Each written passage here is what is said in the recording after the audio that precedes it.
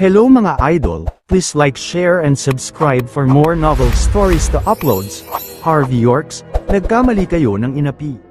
Bago tayo magpatuloy, shoutout po sa inyong mga idol sa patuloy sa pagsuporta sa ating YouTube channel JC Entertainment. Maraming salamat po. Kabanata 1241. Hindi marami, may 12 na lamang ang naiwan sa mga dinala namin mula sa Amerika. Si Butler Yates ay pinagpapawisan ng labis, nang walang malakas na lakas ng labanan. Ang mga Yates ay mawawala ng Amerika ng kanilang pangunahing mapagkukunan ng lakas sa Buckwood. Naturally, nauunawaan ito ng ikatlong Master Yates. Sumimangot siya, at pagkatapos ay tinanong, alam ba ninyo kung ano ang kanilang layunin? Sumagot si Butler Yates nang may panginginig, sa palagay ko sinusubukan nilang pukawin ka, pangatlong guro. Nagbago ang mukha ni Third Master Yates. Siya ay ipinagmamalaki, ngunit hindi siya tanga. Hindi mahalaga kung gaano kalakas ang isang tao, walang kahulugan kung ang isa ay higit pa. Bukod, ang Buckwood ay isang teritoryo ng ibang tao. Bumantong hininga si Third Master Yates. Hindi tayo nagdala ng sapat na mga kalalakihan, at ang dalawang kampyon sa boxing ay napatay din. Kung hindi, bakit ang pamilyang Yates mula sa Amerika ay matakot sa sinuman? Matapos mag-isip ng matagal, sa wakas ay inutusan ng Third Master Yates, mag-empake, aalis tayo sa Buckwood. Babalik tayo sa Texas upang muling magkasama at kumuha ng maraming tao. Hindi pa tayo tapos dito. Sumakay tayo ng eroplano. Hindi, dahil nakagawa na sila ng aksyon laban sa atin, lalabas tayo gamit ang bangka patungong Hong Kong, pagkatapos ay babalik tayo patungong Amerika. Naturally, ang ikatlong Master Yates ay naranasan ang linya ng trabaho na ito. Maaaring hindi isipin ng mga tao sa Buckwood na ang mabangis na ikatlong Master Yates ay naghahanda na tumakas. Kasabay nito, nakatanggap ng balita si Harvey na ang ikatlong Master Yates ay malapit nang umalis sa gabi. Hey! Nais niyang gumawa ng anuman dito at umalis ayon sa gusto niya. Paano niya nakikita ang country age? Dahil gusto niya ang country age, mananatili siya rito magpakailanman. Ibinigay ni Harvey ang kanyang order, na tumatawa ng malamig. Hindi maintindihan. Mabilis na umatras si Tyson at umalis upang ayusin ang mga bagay. Kalahating oras ang lumipas, sa labas ng Buckwood. Dinala ng ikatlong Master Yates at Butler Yates ang kanilang natitirang mga kalalakihan at nasa gitna ng pag-alis sa distrito. Nagmaneho sila sa direksyon ng Hong Kong. Sa wakas ay wala na tayo sa Buckwood. Mapanghamak ka Prince York. Pinilit niya talaga ako sa labas ng Buckwood sa ngayon. Hindi siya pumunta sa gymnasium noon. Kung ginawa niya, papatayin ko siya sa isang hakbang at hindi namin haharapin ang maraming mga problema. Ang ekspresyon ng ikatlong Master Yates ay kakilakilabot. Ang Buckwood ay teritoryo ni Prince York pagkatapos ng lahat. Ang taong iyon ay talagang nang-ahas na patayin ang mga gwardya na dinala ng ikatlong Master Yates, kahit na matapos niyang manalo sa labanan sa boxing ring. Si Prince York ay masyadong nangingibabaw, masyadong walang awa. Inisip ng ikatlong Master Yates kung nanatili siya ng mas mahaba, maaaring tatakbo siya sa isang hindi inaasahang kabiguan. Sa susunod na siya ay babalik, tiyak na magdadala siya ng maraming tao. Sky Corporation, Prince York, naaalala ko ang lahat ng ginawa mo. Dadalhin ko dito ang mga sundalo ng American Delta Force. Gusto kong makita kung sino pa ang maglakas loob na pukawin ako pagdating ng oras. Tumawa ng malamig si Third Master Yates. Naisip na niya ang maraming mga plano na isasagawa niya sa hinaharap. Kung makakabalik siya sa Amerika at muling isama ang kanyang mga tropa, tiwala siyang makakabalik siya sa Buckwood na malakas. Pangatlong guro, may hindi tama sa isang bagay. Hindi ibinahagi ni Butler Yates kay Third Master Yates ang kadalian ng kanilang biyahe. Patuloy siyang tumingin sa likod ng maliwanag na naiilawan na Buckwood, at iniisip na maaaring may mali. Ang pagdukot kay Mandy ay ang kanyang ideya. Ang ikatlong Master Yates ay walang kaalam-alam tungkol dito. Nang matanggap nila ang balita na ang mga kalalakihan na dumukot kay Mandy ay namatay lahat, ang ikatlong Master Yates ay nagulat lamang.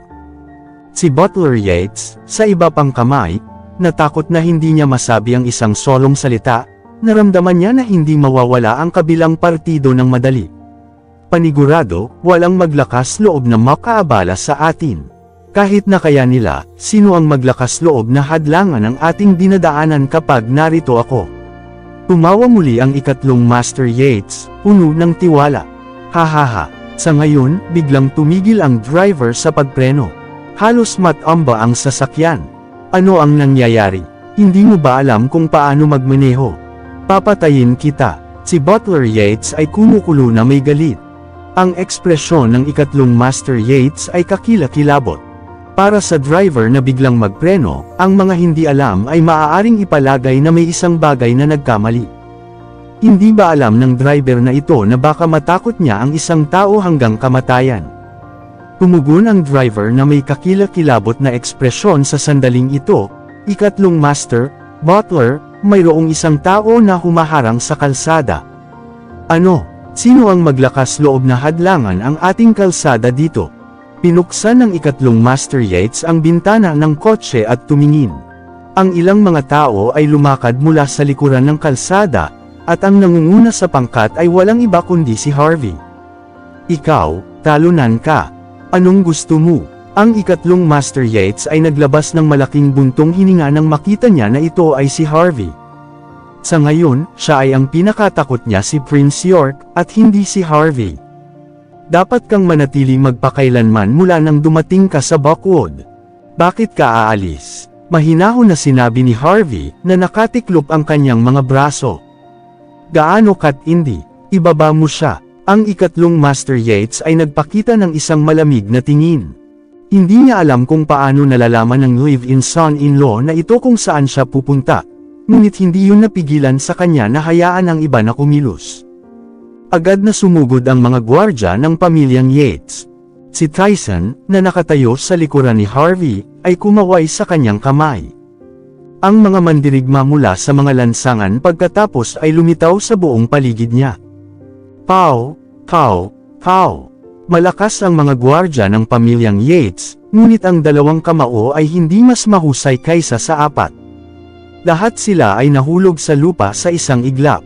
Ang ikatlong Master Yates at si Butler Yates ay tiningnan ng masama si Harvey at ang kanyang mga tauhan na mukhang hindi makapaniwala.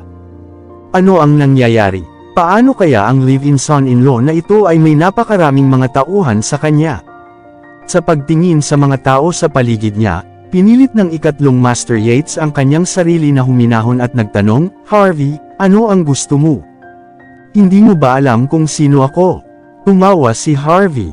Ang pamilyang Yates ay talagang malakas sa Amerika, ngunit hindi ka magiging tugma para sa mga lokal, gaano ka man kalakas. Bukod, paano ang isang maliit na pamilyang Yates ay maituturing na malakas? Ikaw, ang ikatlong Master Yates ay sumulyap kay Harvey. Dapat mong malaman na mayroon kaming mabuting ugnayan sa head coach mula sa iyong bansa. Kung hinawakan mo ako, hindi ka patatawarin ng head coach. Hindi mapigilan ni Tyson ngunit pinakawalan ng isang pagtawa matapos marinig ang mga salitang iyon. Head coach, ito ang aking unang pagkakataon na nakarinig ng isang taong nagbabanta sa iyo gamit ang iyong sariling pagkakakilanlan. Ang ikatlong Master Yates ang mukha ay nagyelo nang marinig niya ang mga sinabi ni Tyson. Tinitigan niya si Harvey na may hindi kapani-paniwalang pagtingin sa kanyang mukha at nagtanong ng mahinahon, Head coach. Ikaw ang head coach. Tama iyan, tumango si Harvey. Boom! Nanginginig ang katawan ni Third Master Yates, lumuhad ang kanyang tuhod hanggang sa kung saan halos lumuhad siya. Sa wakas naintindihan na niya. Bakit ang head coach ay nagdala ng isang tao upang sabihin ang isang bagay tulad sa party ng gabi sa tahanan ng pamilyang Yates. Sinabi ng head coach na binigyan na nila ng pagkakataon ng pamilyang Yates, at sila ay maswerte. Inisip ng ikatlong Master Yates na nagalit ang head coach dahil ang live-in son-in-law na si Harvey, ay nagdulot ng isang kaguluhan kahit saan. Ngunit ngayon, alam niya noon na si Harvey ay talagang ang head coach mismo. Lahat ng kahulugan ngayon, dahil dumating siya sa eksena, at binigyan niya ng pagkakataon ang pamilya. Sa kasamaang palad, hindi ito pinahahalagahan ng mga Yates. Tama, ang head coach ay mayroon ding ibang pagkakakilanlan. Si Prince York mula sa Sky Corporation ay siya rin. Ano? Ang ikatlong Master Yates ay gumuho sa buong takot.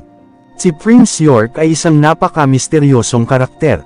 Ang isang pulutong ng mga tao na nag-isip tungkol sa kanyang aktwal na pagkakakilanlan. Nahulaan ng lahat kung bakit ang taong ito ay may karapatang maging nangungunang tao sa buong Southlight. Ngunit ang misteryo ay nalutas na ngayon, si Harvey ang head coach, at siya rin mismo si Prince York. Hindi nakakagulat na siya ay lubos na kalmado. Hindi nakakagulat na nakita niya ang mga Yates mula sa Buckwood na wala.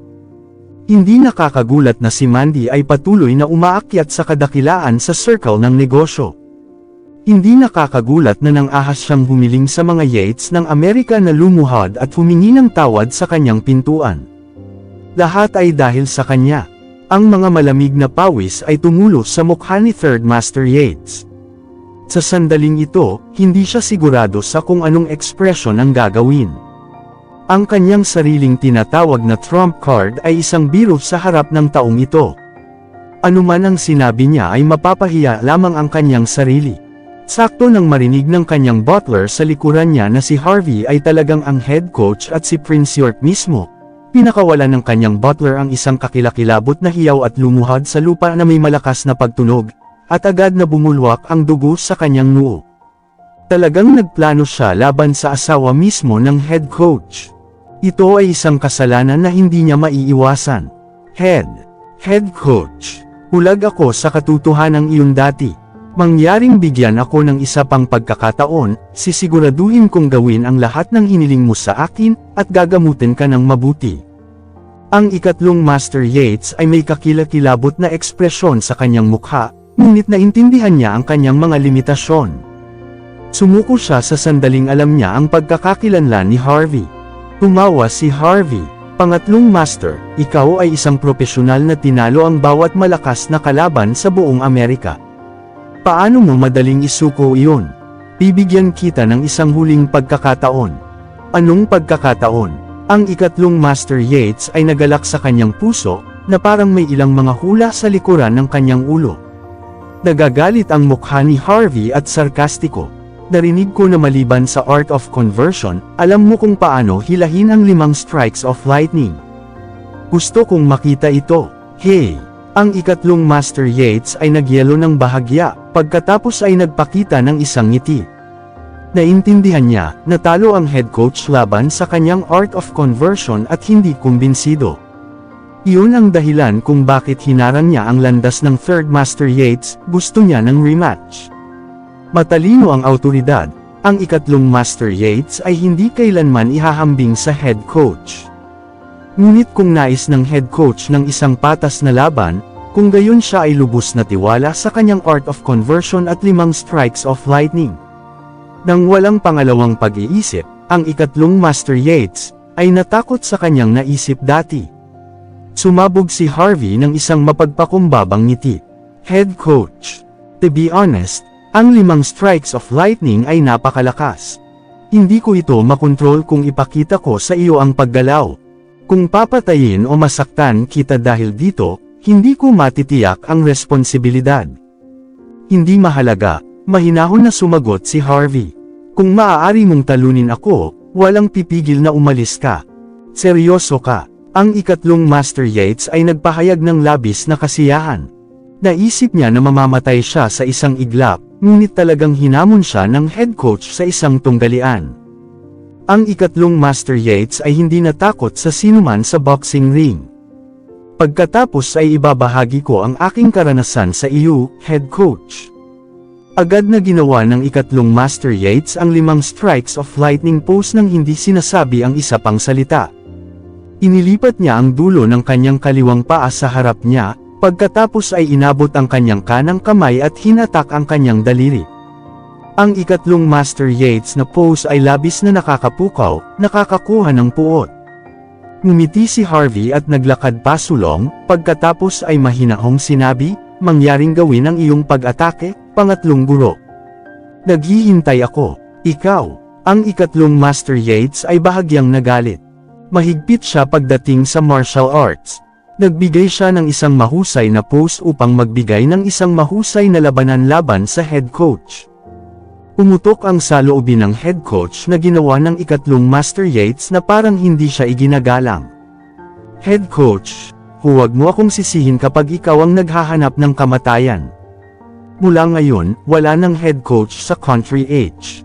Ang hangarin ng pagpatay ay napuno ang tingin ni Third Master Yates. Agad siyang sumugod patungo kay Harvey sa sandaling tumagilid siya sa kanyang katawan, at patuloy na nakikipag-swing sa kanang kamay sa dibdib ni Harvey. 5 strikes ng kidlat, dalhin ito, at ito, at ito. Ang ikatlong Master Yates ay patuloy na nakikipag-swing sa kanang kamay patungo sa dibdib ni Harvey. Ang pagmamataas ay isinulat sa buong mukha niya nang makarating siya sa kanyang huling hit sa kay Harvey. At tinapos niya ang lahat ng ito sa isang labis na buntong hininga. Ito ang 5 strikes ng Lightning. Walang pagsasalita si Harvey. Kinumpirma niya muli na ang ikatlong Master Yates ay talagang isang tulala. Natigilan ang pangatlong Master Yates nang makita niya ang naguguluhan na mukha ni Harvey. Sumigaw siya, imposible. Hindi ka bababa sa mabigat na pinsala kung ikaw ay natama ng lahat sa 5 strikes of lightning. Bibigyan kita ng isa pa. Dalhin ito. Nagpakawala si Harvey, pagkatapos ay itinaas ang kanyang kanang kamay at ibinaba ito. Sampal. Nagpadala si Harvey ng sampal sa ikatlong Master Yates, ang mukha niya ay nahulog sa lupa, patuloy na umiikot. Ang ikatlong Master Yates ay natisod at bumangon, pagkatapos ay sumugod pasulong at ibinaba ang kanyang kamay ng isang beses pa. Mag-convert. Sampal. Pinagpalit ni Harvey ang kanyang likuran at ipinadala ang ikatlong Master Yates na umiikot sa lugar. Ang kanyang katawan ay patuloy na kumibat ng walang katapusan. Hindi ako makapaniwala dito. Ang aking kilos ay kayang pumatay. Dalhin ito. Sampal. Pinigyan ni Harvey si Third Master Yates ng isa pang sampal, at nahampas ang ulo ng huli sa lupa kahit na mas mahirap sa oras na ito. Ang kanyang mga mata ay nagiging itim, namamaga ang kanyang bibig. Ang ikatlong Master Yates ay nagpupumilit na itaas ang kanyang ulo. Tumingin siya kay Harvey habang nagbubulong, ikaw. Inilunsad mo ang isang sorpresa na pag-atake. Masyado akong walang pag-iingat, hindi ko ito pinigilan. Head coach, masyado kang immoral. Inaasahan kong alam mo kung ano ang pinakamahusay para sa iyo. Walang pagsasalita si Harvey. Anong uri ng tiwala ito? Pangatlong master, mangyaring itigil ang pakikipag-usap. Mangyaring itigil. Si Butler Yates ay gumapang hanggang sa kay ikatlong Master Yates. Hindi mo matatalo ang head coach. Mangyaring itigil ang pagpapahiya sa iyong sarili. Paano ko hindi siya matalo? Maaari kong talunin ang maraming tao sa kanyang antas pabalik noon sa Amerika. Tumayo ang ikatlong Master Yates, nag-aatubili na ipinakita sa kanyang mukha. Ako ay hindi nag-iingat. Tumingin si Harvey sa kay Third Master Yates na may malabong ngiti. Ang ulo ni Butler Yates ay naging manhid mula sa lahat ng panginginig. Pangatlong guro, hindi ito tungkol sa pagiging katanyagan o hindi. Ang mga laban mo sa Amerika, ay sinusuhulan ko ang bawat solong kalaban na tinalo mo, bago pa magsimula ang laban. Hindi mo matatalo ang taong ito.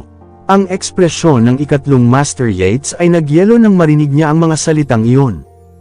Agad, siya ay naging tamad, inamin niya na tinalo niya ang bawat solong malakas na kalaban sa buong Amerika, at maaari siyang lumaban sa anumang pagsalungat maging ito ay sa Chinatown o American Fight League. Ngunit ngayon, sinabi ni Butler Yates sa kanya na ang kanyang mga nakaraang tagumpay ay lahat dahil sa suhol. Ang ikatlong Master Yates ay naramdaman na ang lahat ng kanyang mga paniniwala ay gumuho. Thud! Sumuko sa kanya ang pangatlong Master Yates. Sa sandaling ito, lumuhad siya sa lupa. Nawala ang lahat ng kulay sa kanyang mukha. Nang magsalita siya, nanginginig ang boses niya. Imposible! Imposible ito! Ang taong nagturo sa akin ng Art of Conversion at ang 5 strikes of lightning ay madaling pumatay ng baka na may isang suntok lamang. Totoo ito. Ito ay, nang makita na ang ikatlong Master Yates ay nababaliw, lumingon si Harvey. Maghanap ng isang lugar upang ilibing siya. Oo, Isulat ang pangatlong Master Yates, Master ng Martial Arts sa kanyang libingan.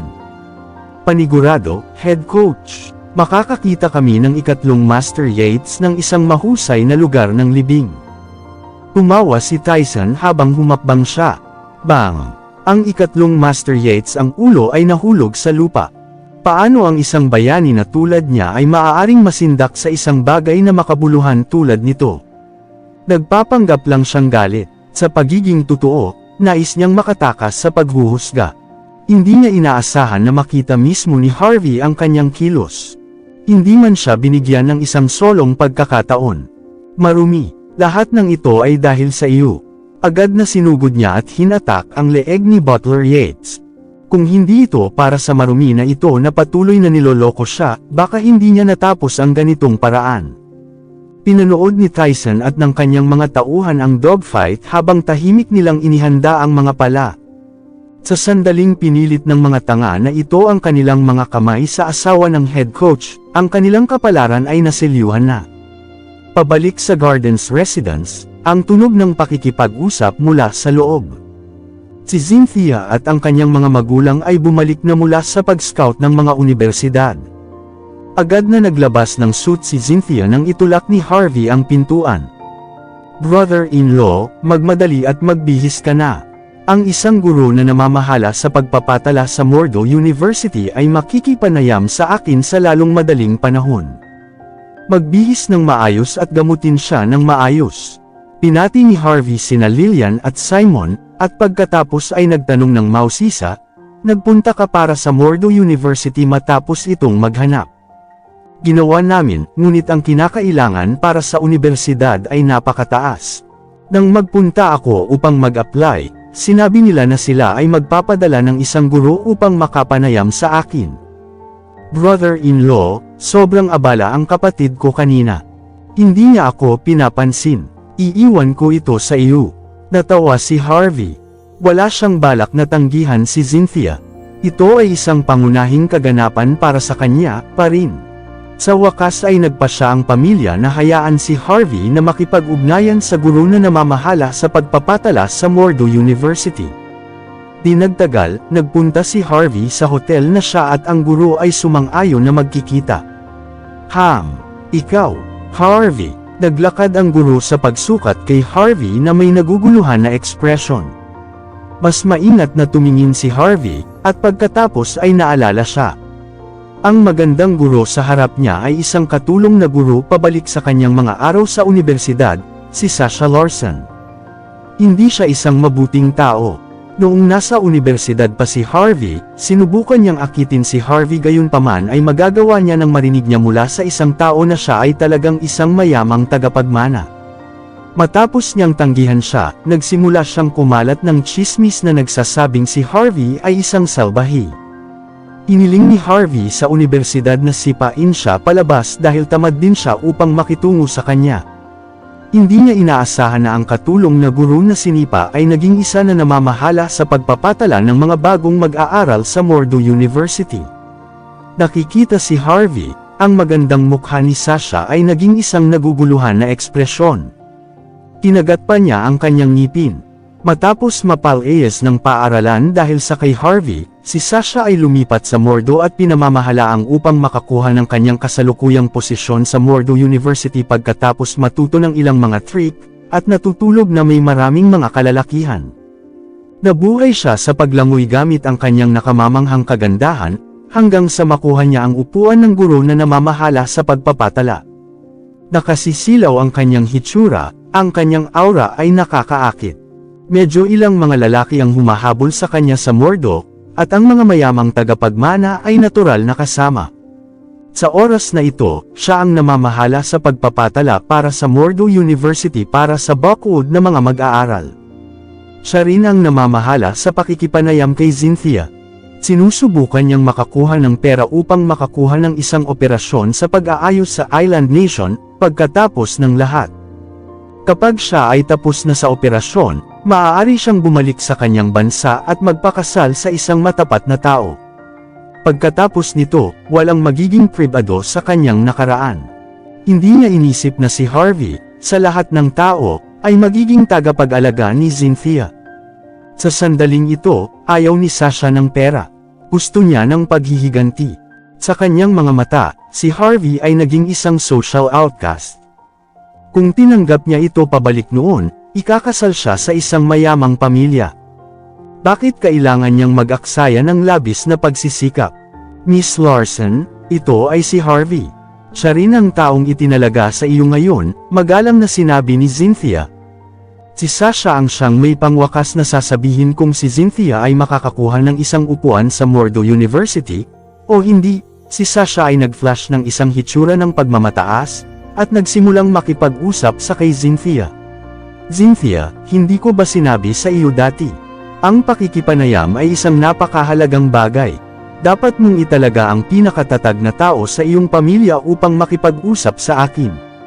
Sino siya? May karapatan ba siyang kumatawan sa iyong pamilya? Bago tayo magpatuloy, shoutout po sa inyong mga idol sa patuloy sa pagsuporta sa ating YouTube channel JC Entertainment. Maraming salamat po. Kabanata 1246. Nang marinig ang pagdududa ni Sasha Larson, si Cynthia Zimmer ay nag-alala ng sabik. Miss Sasha, siya ang aking bayaw, at siya ay isang taong pinakamahalaga sa akin. Sa palagay ko may kakayahan siyang kumatawan sa aming pamilya. Kung sa palagay mo ay may problema ito, maaari kong hilingin sa aking mga magulang na makipag-usap sa iyo sa halip, Miss Sasha. Ang pakikinig sa tugon ni Cynthia, ay ngumiti si Sasha at sinabi, hindi na kailangan iyon. Pagkatapos, maaari niyang husayin ang bagay na ito kung siya ang iyong bayaw. Oo, at hindi ka maaaring naririto dahil ang inspection ay tungkol sa iyong personal na sitwasyon. Tumango si Cynthia bilang tugon at naglagay pagkatapos umalis ng isang tumpok ng mga dokumento na may kaugnayan sa background ng kanyang pamilya kay Sasha. Siya ay may kumpletong tiwala sa kanyang bayaw. Pakiramdam niya ay walang dapat alalahanin o wala nang hindi maaayos hanggat nandoon ang kanyang bayaw. Matapos umalis si Cynthia, tumingin si Sasha sa mga dokumento na may nakagulat na pagtingin sa kanyang mukha. Pagkatapos, sinukat niya si Harvey at inilagay ang isang kakaibang ngiti. Harvey York, hindi ko na inaasahan na makakatagpo tayo sa bawat isa sa ganitong araw. Sino ang aasa na ang isang tao na mayabang na ikaw ay magiging isang live-in na manugang? Si Sasha ay napangisi sa lahat ng paraan. Malinaw na sinabi ng mga dokumento na si Harvey ay ikinasal sa pamilyang Zimmer. Hindi talaga nababahala si Harvey at sumagot ng hindi sinasadya, hindi ko rin inisip na maaari ka pa ring maging guro, hindi ka ba katulad pa rin ng dati? Sa gilid, isang lalaki na guro ang nanliligaw. Mister, mangyaring isipin ang iyong mga salita. Si Miss Sasha ay direktor na ngayon ng tanggapan ng admission ng Mordo University. Siya ang nagpapasya kung ang iyong maliit na hipag ay maaaring makapasok sa Mordo University. Kung gusto niya, maaari pa niyang tiyakin na ang iyong hipag ay hindi na makakapag-aral sa pamamagitan lamang ng pagtawag. Malinaw, ang guro na lalaki ay isang matapat na lingkod ni Miss Sasha. Tumayo siya kaagad at ipinagtanggol si Miss Sasha nang marinig niya si Harvey na nakikipag-usap sa kanya. Naririnig yun, nasiyahan si Sasha habang siya ay hindi tumigil sa kay Harvey habang tinatawid ang kanyang mga braso. Si Harvey ay tumingin kay Sasha at sumimangot. Pabalik noon ikaw ay sinipa na sa labas ng paaralan. Ang iyong lisensya bilang isang guro ay tinanggal na. Paano ka nakapasok sa Mordo University? Ikaw ba? Ikaw? Sa pagtingin sa mukha ni Harvey, alam ni Sasha kung ano ang ibig niyang sasabihin at nagsimulang nanginginig sa galit. Mayroong kahit isang tingin ng takot mula sa kanya. Ano ang mangyayari kung marinig ng kanyang matapat na tagasunod ang sinasabi ni Harvey? Harvey, hindi ako katulad mo. Nakarating ako sa malayong hakbang na ito sa aking sariling kakayahan. Hindi tulad ng isang taong walang mag-aalok sa lahat. Talagang siya ay naging manugang ng pamilya pagkatapos ng pagtatapos at pinapakain ng kanyang sariling asawa. Ngunit tama iyon, ano pa ang mayroon ka maliban sa iyong magagandang hitsura? Kung hindi, hindi ka rin magkakaroon ng halaga na pakainin ng isang babae. Maaari ka lamang humingi ng tawad. Tinapik ni Sasha si Harvey. Ang iba pang mga tagasunod ay nanginginig din ang kanilang mga ulo. Miss Sasha, Ang Zimmers ay walang respeto, hindi mo ba iniisip? Nagpadala lang sila ng isang live-in son-in-law na tulad niya upang aliwin tayo. Hindi sila nagpapakita ng anumang paggalang sa Mordo University. Oo, paano may karapatang makipag-usap sa atin ang isang katulad niya? Sa palagay ko dapat lang nating tanggihan ang aplikasyon ni Cynthia Zimmer. Pagkakasunduan natin, dapat din nating ipaalam sa lahat ng iba pang mga sikat na unibersidad na pagbawalan siya sa pag-aaral. Maaari lamang niyang ulitin ang kanyang taon sa high school. Paano siya magiging isang mabuting mag-aaral kung kami na mga guro ay hindi ginagalang tulad nito? Ang lahat ng mga manggagawa na nakadikit sa likuran ni Sasha Larson ay lahat ng kanyang tapat na tagasunod. Ngayon na nakita nila ang saloobin ni Sasha kay Harvey York, agad silang pumili ng mga panig at pinaglaruan din si Harvey. Tiningnan sila ni Sasha at sinulyapan. Hindi, syempre, kailangan pa rin nating magpatuloy sa background check. Tayo ay ang mga kinatawan ng Mordo University, kaya dapat nating kumpletuhin ang buong proseso kahit ano paman, o kung paano natin maiulat sa paaralan ang tungkol dito. Ang pakikinig sa mga salita ni Sasha, ang mga matapat na tagasunod ay tumango ng walang tigil. Naisip nila kung gaano katalino si Sasha.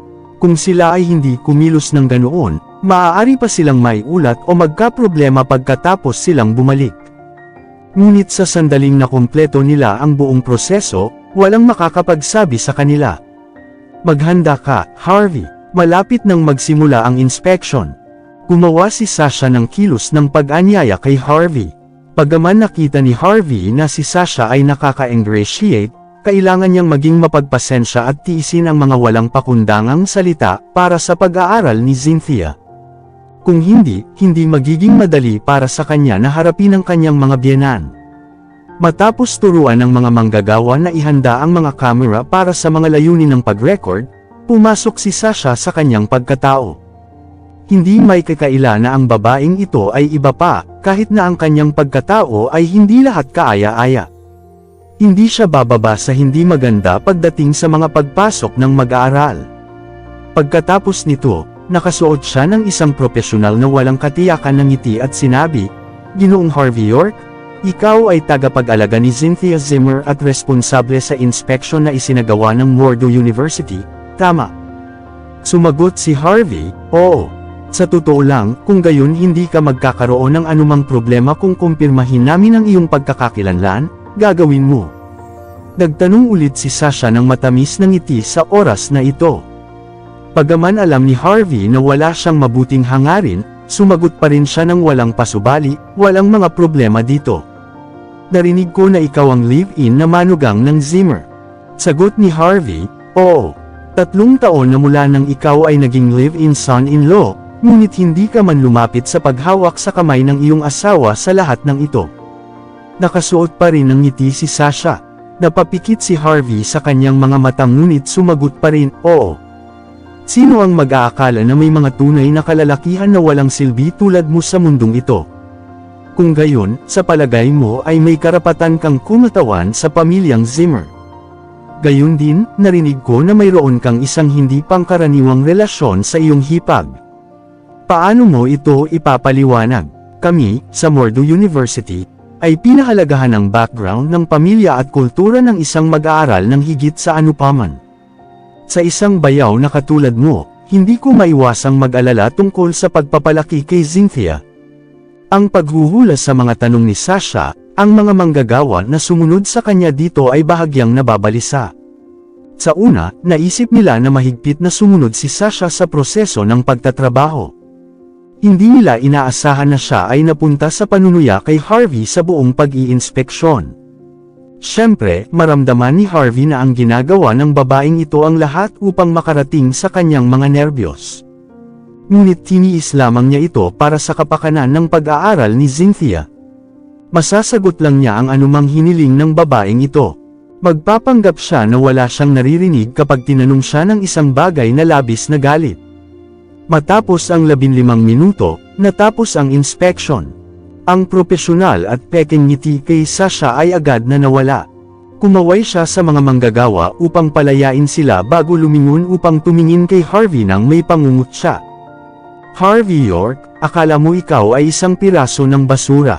Hindi ka man lang ng ahas na ipagtanggol ang iyong sarili habang nakaharap sa isang babae.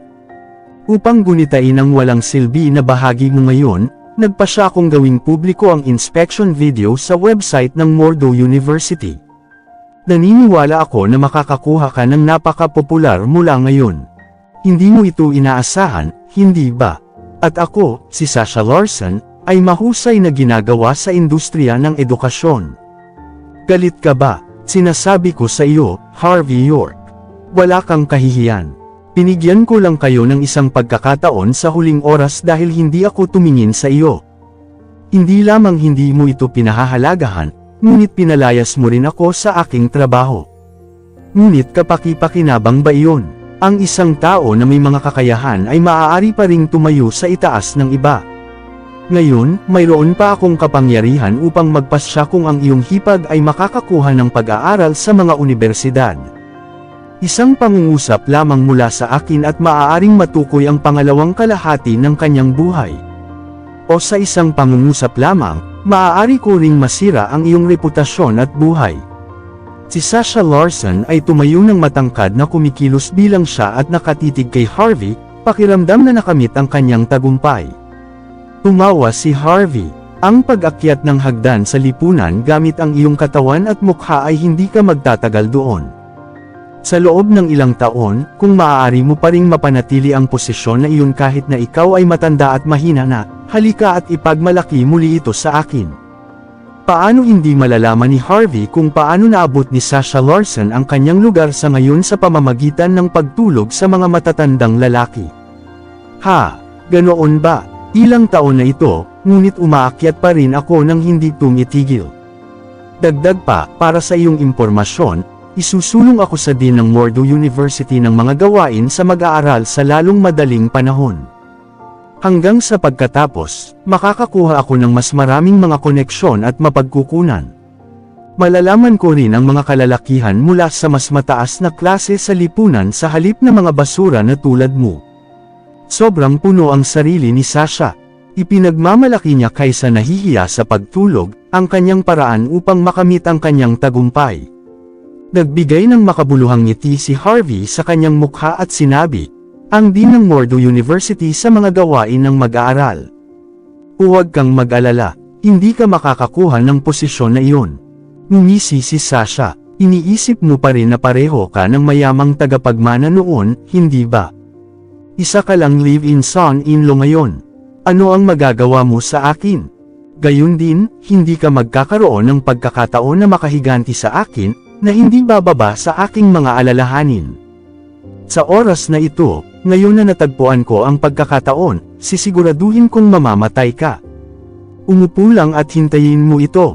Kumilos si Sasha ng lahat ng mataas at makapangyarihan bago lumingon upang umalis. Ngunit hindi pa niya iniwan ang backward. Ginagamit niya ang kanyang pagkakakilanlan bilang isang guro ng mga papasok na mag-aaral sa Mordo University upang bisitahin ang mga lugar tungkol sa industriya ng edukasyon ng backward. Ang mga pinlano niyang bisitahin ay kasama ang pangalawang utos ng edukasyon ng backward, si Rain Jackson, at ang una at pangalawang utos ng sistema ng edukasyon ng backward, si Tim Cepeda at Yaren Quick. At kung makilala niya ang mga matatandang lalaki na iyon, iiwan niya ang kanyang mga mahuhusay na amoy na pangalan ng mga card sa kahihiyan. Ito ang lagi niyang ginagawa, ito ay isang bagay ng benepisyo upang makita kung ang anumang kwento ko ay maaaring mangyari sa pagitan ng dalawang panig. Kalaunan, dumating si Sasha sa Sky Corporation para sa isang pagbisita. Bagaman siya ay mula sa Mordo, alam niya ang mga detalye ng lahat ng mga nangyayari sa backward. Halimbawa, kung paano naging bankrupt ang pamilyang York at kung paano may isang pamilya lamang ang naiwan, ang naiswell sa gitna ng 6 na nangungunang klase ng pamilya sa backward. Alam niya kahit na ang Sky Corporation ay ang pinakamalakas na korporasyon sa South Lights ngayon. Kung maaari niyang magkaroon ng pagkakataon kay Prince York ng Sky Corporation sa kanyang sarili, ang kanyang hinaharap ay magiging maliwanag at walang hanggan. Maganda at matikas si Sasha. Tiyak na siya ay isang tao sa antas ng Diyosa sa mga tuntunin ng kagandahan. Dahil natulog na siya sa napakaraming matandang lalaki, tiwala siya sa kanyang kagandahan at kaakit-akit na figure. Naramdaman niya na sapat na ang tiwala niya upang maakit ang maalamat na si Prince York sa sandaling nakuha niya ang pagkakataon na makilala siya ng sigurado. Pagkatapos ng lahat, siya ay ang pinakamahusay sa pag-akit sa mga lalaki na matulog sa kanya. Kung hindi, paano siya, isang hindi gaanong mahalagang babae na walang background, marahil ay namamahala sa pagmamayari ng isang bahay at milyon-milyong mga pagtitipid sa loob lamang ng 5 o 6 na taon. Lahat ng iyon ay hindi lamang nahulog sa kanyang kondangan. Lahat ito ay dahil sa pagbebenta ng kanyang hitsura at katawan. Hindi may kakaila na ang pangalan ng Mordo University ay may malaking epekto. Matapos maipasa ang name card sa front desk, nakita ni Sasha si Yvonne Xavier nang walang gaanong trabaho. "Ikaw ay si Sekretarya Xavier, tama ba iyon?" "Ako si Sasha Larson, ang direktor ng mga papasok na mag-aaral mula sa Mordo University. Ang dahilan para sa aking biglaang pagbisita dito ay upang matugunan si Prince York," sinabi ni Sasha na may ngiti habang siya ay sinukat si Yvonne ng sabay. Ang unang sandali nang makita niya si Yvonne Xavier, naramdaman ni Sasha Larson ang kaunting puot sa kanya. Akala niya ang babaeng ito ang magiging pinakamalaking balakid sa kanyang plano na manalo sa kay Prince York. Ngunit nang tumayo si Yvonne at nakipagkamay sa kanya, si Sasha ay may ngiti ng tagumpay sa kanyang mukha. Iyon ay dahil, bilang isang nakaranas, agad na naramdaman ni Sasha na si Yvonne ay isang dalaga pa. Nangangahulugan ito na imposible para kay Yvonne na magkaroon ng anumang higit pa sa pakikipagkaibigan kay Prince York. Ito ay isang mahusay na pagkakataon para sa kay Sasha. Naniniwala siya na ang kanyang mga anteng-anteng ay tiyak na gagawing mahulog si Prince York sa kanya. Matapos ang magalang na pag-shake ng mga kamay, sumulyap si Yvonne sa pangalan ng card ni Sasha at sinabi, "Miss Sasha, maaaring hindi magkaroon ng oras si Prinsipe York upang makilala ka." Si Yvonne ay nagkaroon ng masamang unang impresyon kay Sasha. Ang babaeng ito ay labis na may libog at si Yvonne ay walang balak na hayaan siyang makita si Harvey York. Kaya, tinanggihan niya si Sasha doon at pagkatapos, agad na naramdaman ni Sasha ang pagkapuot mula kay Yvonne habang siya ay ngumiti. "Kalihim Xavier, sa palagay ko ay dapat kang mag-ulat sa kay Prince York. Kami, mula sa Mordo University, ay palaging nais na magsimula ng isang paaralan ng sangay sa Buckwood. Dapat mo ring alam ang tungkol sa mga pamantayan at reputasyon ng Mordo University. Matapos ang aking survey, personal kong naramdaman na ang Sky Corporation ay isang kumpanya na sapat upang makipagtulungan sa Mordo University. Kapag natuloy ang pakikipagtulungan, hindi ko kailangang ipaliwanag kung gaano karaming mga benepisyo ang makukuha ng Sky Corporation sa akin." Si Sasha ay may isang kinakailangang hitsura na nakasulat sa kanyang mukha. Para sa kanya, ito ay isang malaking proyekto, at ang isang malaking kumpanya tulad ng Sky Corporation ay kakailanganin din ng isang pagkakataon tulad nito. Matapos ang 1 minuto ng katahimikan, tumango si Yvonne. "Iuulat ko ang bagay na ito sa CEO York. Mula sa isang pananaw sa negosyo, ang pagkakataong ito ay isang bihirang. Kung makikipagtulungan sila sa Mordo University upang magbukas ng isang sangay ng paaralan, magiging isang mahusay na pagkakataon para sa Sky Corporation na palakasin pa ang kanilang reputasyon. Ito ay magiging kapaki-pakinabang, lalo na pagkatapos na sila ay makalista sa merkado sa hinaharap." Kaya, sa huli, hindi niya tinanggihan ang pagkakataong ito. Nang makita si Yvonne na tumango, si Sasha ay may isang panalong pagtingin sa kanyang mukha at naiwan sa tagumpay. Gayunpaman, siya ay nasalubong sa kay Harvey York sa Grand Hall. "Harvey York, bakit ka nandito? Ito ba ay isang lugar na tulad mo na maaaring pumunta?" Si Sasha ay tumingin kay Harvey ng pataas at pababa sa kanyang mga nagdududa na mga mata. Pagkaraan ng ilang sandali, kinuha niya ang mga dokumento na ipinasa sa kanya ni Cynthia Zimmer at binasa sandali bago ilagay ang isang nakasisindak na ngiti. "Kaya, ikaw na piraso ng basura ay talagang driver ni Prince York. Huwag kang mag-alala, kasama ko rito, hindi ka na maaaring maging driver pa. Hindi ko hahayaan kang mabuhay sa Buckwood. Hindi man lang nakamasid si Harvey kay Sasha. Ang isang tao na hindi gaanong mahalaga bilang si Sasha ay hindi kailanman maaaring mag-abala pa kay Harvey. Tungkol sa mga pag-aaral ni Cynthia, naisip ito ni Harvey. Kung ang pinakamasama ay dumating sa pinakamasama, gagamitin niya ang kaunting impluwensya sa hukbo. Hindi mahalaga kung gaano kalakas o maimpluwensya ang Mordo University. Ito ba ay maaari bang maging mas malaki kaysa sa armadong puwersa? Kung ginawa ni Sasha ang lahat ayon sa normal na proseso, hindi siya guguluhin ni Harvey. Ngunit kung siya ay nang ahas na gumawa ng anumang dagdag, tiyak na gagawin ni Harvey ang kanyang buhay na impyerno. Matapos makarating sa tanggapan ng CEO, si Joel Graham ay tumawag sa kanya ng personal. Anumang bagay, matandang Graham? Tanong ni Harvey. Sinira ni Joel ang isang malamig na pawis habang siya ay sumagot. CEO York, natanggap ko lang ang balita na ang ikatlong Master Yates mula sa Yates ng Amerika, na umalis sa Buckwood, ay biglang nawala. Siguro kung ang bagay na ito. Inutusan ko ang isang tao na ilibing sila, si Harvey ay hindi sumagot ng walang pasubali. Kahit ano pa. Kabanata 1250. Sa kabilang dulo ng telepono, agad na tumulo kay Joel Graham ang isang malamig na pawis. Bagaman alam niya kung gaano kalupit ang komersyal na labanan sa ganitong uri, hindi niya iniisip na mangyayari ito. Sa sandaling iyon, nakuha ni Joel ang kanyang pag-iingat at lumipat sa ibang paksa. CEO York, magiging tapat ako sa iyo. Sa mga araw na ito, maraming insidente ang naganap sa mundo ng negosyo ng Buckwood. Kahit na ang isang maliit na kasalanan ay makakaapekto sa mga tao sa kabuhayan ng Buckwood. Ang mga awtoridad ay nagsagawa ng ilang mga pagpupulong at sa wakas ay nagpasya na magsimula ng isang kumperensya ng promosyon sa pamumuhunan upang makaakit ng ilang magagandang kumpanya na dayuhan. Siyempre, hindi tinatanggap ng Buckwood ang mga negosyanteng may mga lihim na motibo. Ano sa tingin mo tungkol dito? Si Joel Graham ay lahat na magalang, kahit nasa telepono. Hindi siya nang ahas na magkaroon ng anumang tanda ng kawalang galang sa harap ng taong ito. Matapos itong isipin ng ilang sandali, sinabi ni Harvey, ito ay isang magandang ideya, matandang Graham. Ang industriya ng negosyo ng Buckwood ay kailangang muling makaipon ng ilang mga mapagkukunan. Mas mainam na magkaroon ng magagandang korporasyon upang makagawa ng mga pamumuhunan. Ngayon na kayong lahat ay nagpasya dito, susuportahan kita. Nag-aalangan ng kaunti, idinagdag ni Joel, ngunit mayroon akong pag-aalala, CEO York. Kung talagang isinasagawa natin ang kumperensya ng promosyon ng pamumuhunan na ito, ang mga papasok ay magiging mga makapangyarihan.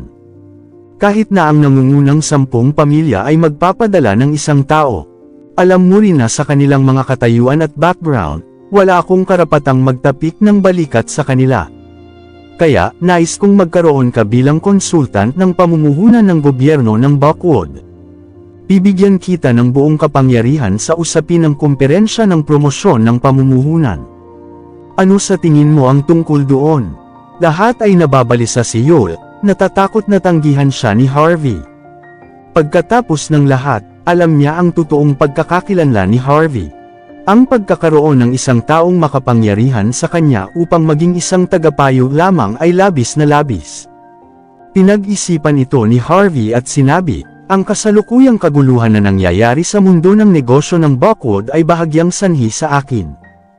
Hayaan akong hawakan ang bagay na ito. Okay, kasama mo ako doon. Wala akong pag-aalala tungkol dito. Napabuntong hininga si Joel, tiyak na magandang ideya na magkaroon ng kumperensya sa promosyon ng pamumuhunan, ngunit kapag napakaraming mga makapangyarihan, at walang maaaring makasugpo, maaari pa ring masira ang merkado ng Buckwood. Ngunit ngayon na mayroon silang punong tagapagturo upang maging konsultant, si Joel ay makakatulog na ng payapa. Sapagkat sa pagkakaroon ng Diyos na ito, kahit anong uri ng mga tao ang darating para sa kanila, ang bawat isa ay kailangang yumuko sa harap niya anuman ang lakas o impluwensya nila. Di nagtagal, inihayag ng gobyerno ng Bacolod sa pamamagitan ng mga pampublikong broadcast na ang Bacolod ay magsasagawa ng isang komperensya sa promosyon ng pamumuhunan na gaganapin pagkatapos ng 3 araw. At ang mahalagang forum na ito ay hahawakan ng buo ni Ginoong York, isang consultant na partikular na ginagamit ng gobyerno ng Bacolod. Halos agad, nagsimulang mag-ulat ang domestic at international media tungkol sa bagay na ito, na lumikha ng mabuting publisidad. Sa lugar kung nasaan si Sasha Larson, ang bise ng punong guro ng Mordo University, na namamahala sa pangangasiwa ng paaralan, ay tumawag sa kanya. "Ninong, nawawala ka na sa akin, di ba?"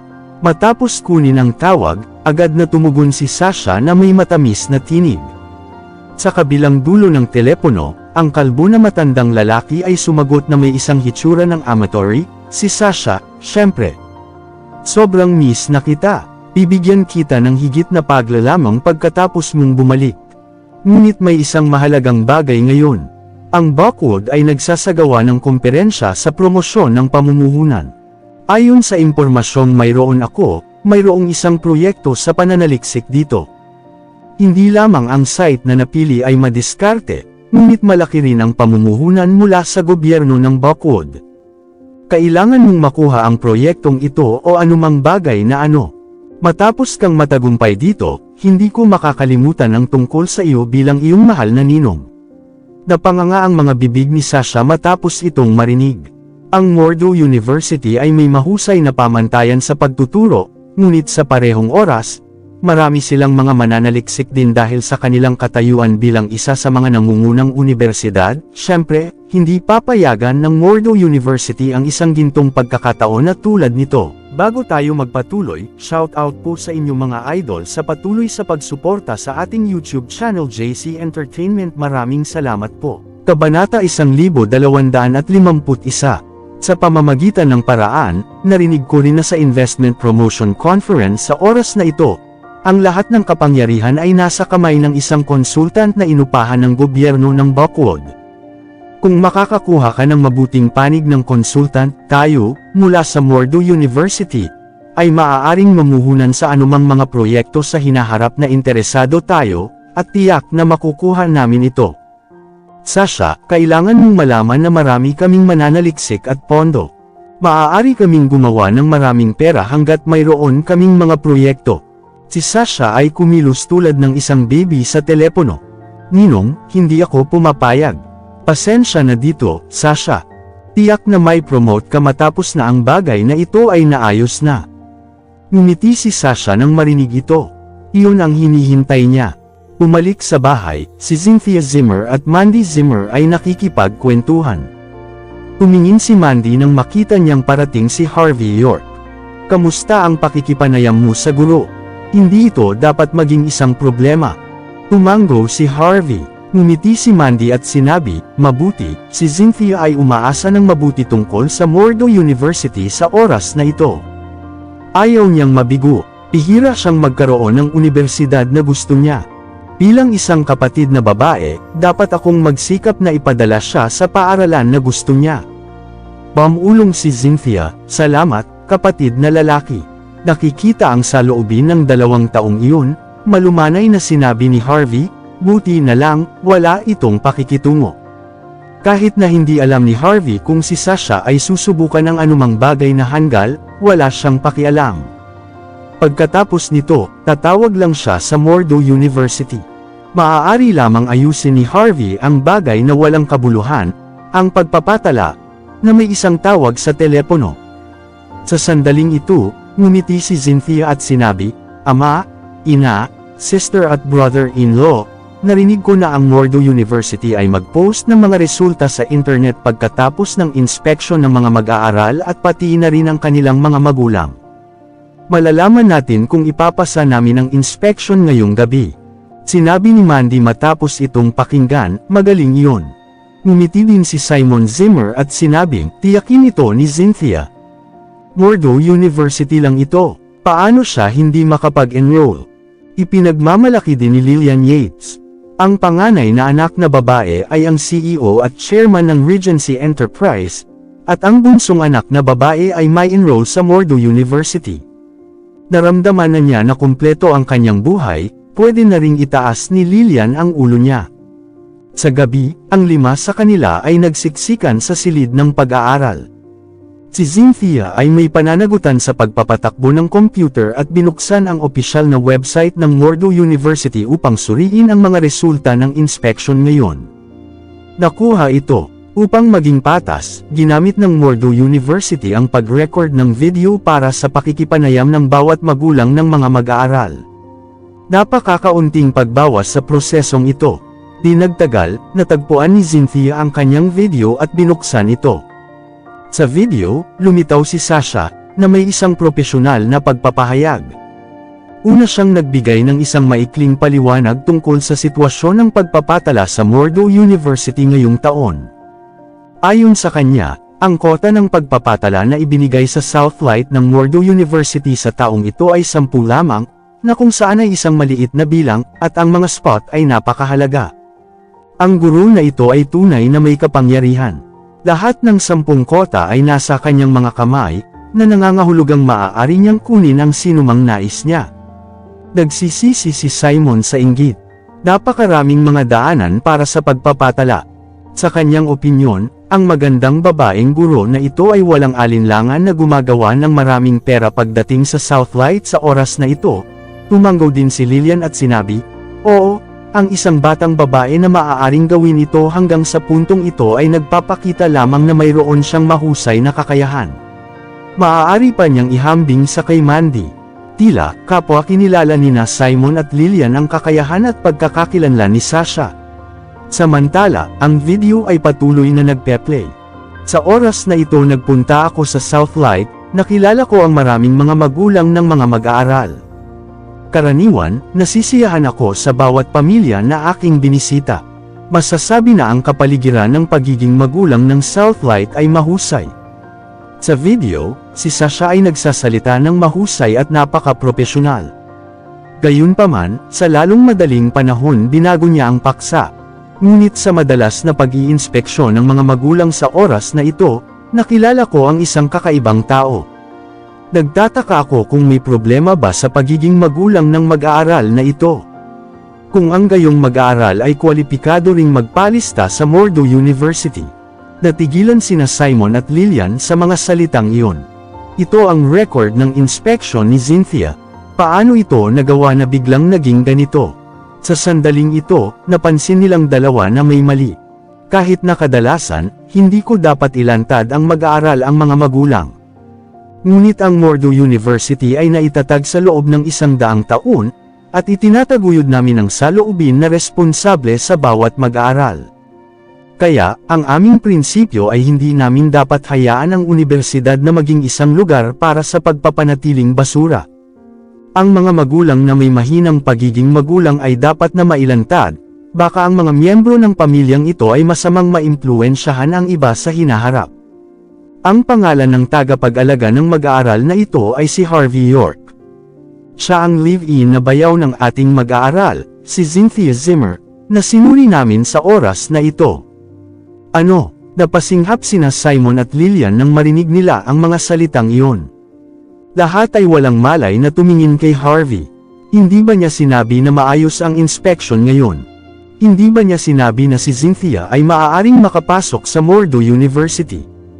Pagkatapos ano ang nangyayari sa video na ito ngayon? Hindi ipinaliwanag ni Harvey, ngunit ang kanyang ekspresyon ay naging sobrang malamig. Ang Sasha Larson na ito ay napakamatapang, gaano katindi ang kanyang mali at sadyang ipinakalat ang mga alingaw sa isang pangunahing kaganapan bilang pagpapatala. Nararapat siyang mamatay. Natigilan din si Cynthia sa sandaling ito. Hindi siya makapaniwala. Malaki ang tiwala niya kay Harvey. Kaya, pinayagan niya si Harvey sa inspection at maging tagapag-alaga niya sa oras na ito. Gayunpaman, hindi niya inisip na ito ay magiging ganito. Medyo napangisi si Mandy. Naramdaman niya na ang pagkakaugnay sa video na ito ay napakataas. Gayunpaman, ang kabilang partido ay ang direktor ng mga admission ng Mordo University na may mataas na awtoridad. Bakit sinasadya niyang atakihin si Harvey? Hindi ito naging kahulugan. Sa sandaling ito, ngumiti si Sasha sa video at sinabi, gaano nakakahiya ang tagapag-alaga ng mag-aaral na ito. Maaaring hindi ito maisip ng lahat. Nalaman ko sa pamamagitan ng aking mga koneksyon na ang tagapag-alaga ng mag-aaral na ito ay isang live-in-in-law sa loob ng 3 taon. Sa nagdaang 3 taon, naghuhugas man siya ng banyo o kumukuha ng tubig upang linisin ang mga paa ng ibang tao. Bilang isang lalaki, siya ay nakatira sa kanyang asawa sa bahay araw-araw. Kahit na natagpuan niya ang isang trabaho bilang isang driver sa pamamagitan ng kanyang mga koneksyon, hindi niya gaanong ginagawa ang kanyang trabaho sa Sky Corporation araw-araw. Kahit na driver lang ito, nagtatrabaho siya sa pamamagitan ng akma at kapag gusto lang niya. Pinakamahalaga, mayroon siyang isang hindi malinaw na relasyon sa kanyang hipag, ang mag-aaral na nag-sign up sa oras na ito. Ito ay isang bagay na hindi maaaring tiisin ng Mordo University. Ito ang aming limitasyon, dahil ipinapakita nito na hindi lamang ang pamilyang ito ay may negatibong mga kasanayan sa pamilya sa bahay, ngunit wala rin ang pinakapangunahing etika. Kaya, nawala si Cynthia sa kanyang kwalipikasyon sa pagpasok sa oras na ito. Boom! Nakikita hanggang sa puntong ito. Natigilan si Mandy at ang kanyang pamilya. Nawalan ba ng kwalipikasyon si Cynthia para sa pagpasok ng ganito? Nakaramdam sila ng walang kabuluhan, nakatitig sa kay Harvey sa sandaling ito, at sinabi, "Harvey, ano ang nangyayari? Paano nalaman ng guro ang mga bagay na ito?" Ang kutis ni Cynthia ay napakadilim din. "Brother-in-law, hindi mo ba sinabi na walang problema? Bakit ito naging ganito?" Huminga ng malalim si Harvey York, hindi niya inisip na ma-frame siya ng isang beach. Ang video na ito ay nai-upload sa opisyal na website ng Mordo University, at ang epekto ay makabuluhan.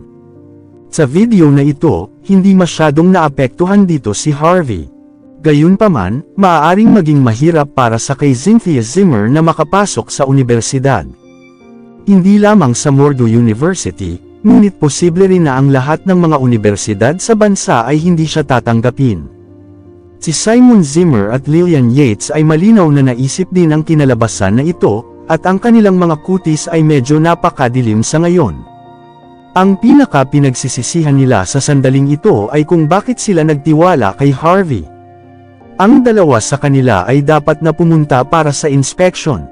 Medyo kalmado pa rin si Mandy Zimmer. Sumimangot siya sa sandaling ito at sinabi, "Ama, Ina, Cynthia, huwag mag-alala. Sa palagay ko may mali sa video na ito. Ang pagkakaugnay dito ay masyadong maliwanag. Harvey, kilala mo ba ang babaeng ito? Nagkaroon ka ba ng anumang mga salungatan sa pagitan ng dalawa sa inyo?" Nang makita na si Mandy ay nanatiling kalmado sa sandaling ito, ngumiti si Harvey sa kasiyahan at ipinaliwanag, "Ang babaeng ito ay katulong na guro sa aking universidad. Hinimok niya ako noon. Sinabi ko sa universidad ang tungkol sa bagay na ito. Sa huli, siya ay tinanggal. Dapat magkaroon siya ng sama ng loob tungkol sa bagay na ito. Siyempre, hindi niya ako papayagan kung mayroon siya nitong pagkakataon." Naunawaan ng lahat matapos marinig ang paliwanag ni Harvey. Gayunpaman, sumimangot si Mandy at sinabi, "Ngunit ang bagay na ito ay medyo mahirap hawakan." Pagkatapos ng lahat, siya ang direktor ng admission ng Mordo University, at siya ay kumakatawan sa awtoridad.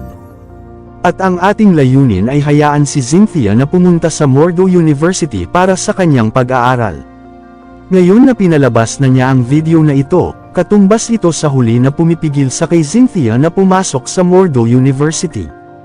Bukod dito, kung hindi ito mahawakan ng maayos, maaaring hindi na maipagpatuloy ni Cynthia ang kanyang pag-aaral sa hinaharap. Nag-aalala din sina Simon at Lillian nang marinig nila ito. Agad na naging mapotla ang mukha ni Cynthia, at labis siyang kinakabahan. "Brother-in-law, mabilis na mag-isip ng isang solusyon. Alam kong dapat kang magkaroon ng solusyon," sinabi ni Cynthia. Nasimangot si Mandy at sinabi, "Hindi imposible. Dahil hindi pa naging viral ang video, dapat nating hanapin at makipag-ugnayan sa Dean ng Mordo University at hilingin sa kanila na tanggalin ang video bilang control. Mayroon akong ilang mga kamag-aral na nagtatrabaho sa Mordo University. Susubukan ko kung magagamit ko ang kanilang mga koneksyon. Kung hindi ito gumana, magbibigay kami ng pondo sa edukasyon, at umasa na matapos ang bagay na ito. Bumantong hininga si Mandy matapos sabihin iyon. Kahit na siya ngayon ang CEO ng Regency Enterprise, magulo din ito sa ngayon. Sa gayon ay mapaghamon pa rin kunin ang mga pondo mula rito. Ngumiti si Harvey at sinabi, "Honey, hindi mo kailangang mag-alala tungkol dito. Ang sinumang tumali ng kampanilya sa leeg ng tigre ay dapat siya rin ang maghubad nito. Sinimulan ko ito, aayusin ko ito, tinitiyak ko sa iyo na malulutas ang bagay na ito ng perpekto." Maaari pa ring makapasok si Cynthia sa Mordo University. Seryoso ka? Si Mandy at ang iba pang tatlo ay tumingin kay Harvey ng sabay. Hindi sila dito naniniwala sa kakayahan ni Harvey. Gayunpaman, ang kabilang partido ay malinaw na lumapit sa kanya. Paano madaling malulutas ang mga bagay? Maliban kung si Harvey ay isang malaking shot na maaaring gawin ang nais niya. Halimbawa, maaari niyang gawin na ang mga deans ng Mordo University na magdaos ng isang press conference upang humingi ng tawad sa isang solong pangungusap lamang, kung hindi, paano malulutas ang bagay na ito ng madali. Gayunpaman, hindi makahanap si Mandy ng isang mas mahusay na paraan sa ngayon. Mabilis siyang nakipag-ugnay sa kanyang mga kaibigan, na nagtatrabaho sa Mordo, at sa wakas ay walang pagpipilian kundi sumuko. Ito ay dahil ang katayuan ng Mordo University sa Mordo ay napakataas. Ang mga ordinaryong dignitaryo ay karaniwang hindi maimpluwensyahan ang kalooban ng Mordo University. Marami sa mga kaibigan ni Mandy Zimmer ang umiling-iling at sinabi na hindi nila ito matutulungan nang binanggit ni Mandy ang pagpapatala. Sa huli, maaari lamang ilagay ni Mandy ang kanyang pag-asa sa kay Harvey York. Maaari lamang ibenta ni Mandy ang bakal upang magbigay ng pondo sa edukasyon kung hindi niya lubos na mahawakan ang bagay na ito. Bukod dito, kahit na mag-donate sila, hindi nila alam kung ang bagay ay maaaring malutas sa kalaunan. Ito ang tanging paraan. Noong nasa telepono na si Mandy, nakatanggap din si Harvey ng isang tawag mula sa isang hindi kilalang numero. Matapos makakonekta ang telepono, ito ay si Sasha Larson na tumawag. "Harvey, dapat nakita mo na ang video sa opisyal na website, di ba? Gabi na ngayon, marami pa ring mga tao na hindi ito nakita. Siguro kakalat na ito sa buong internet bukas. Sa oras na iyon, ang iyong hipag ay kamumuhian at sa ilalim ng pag-atake sa lahat ng dako.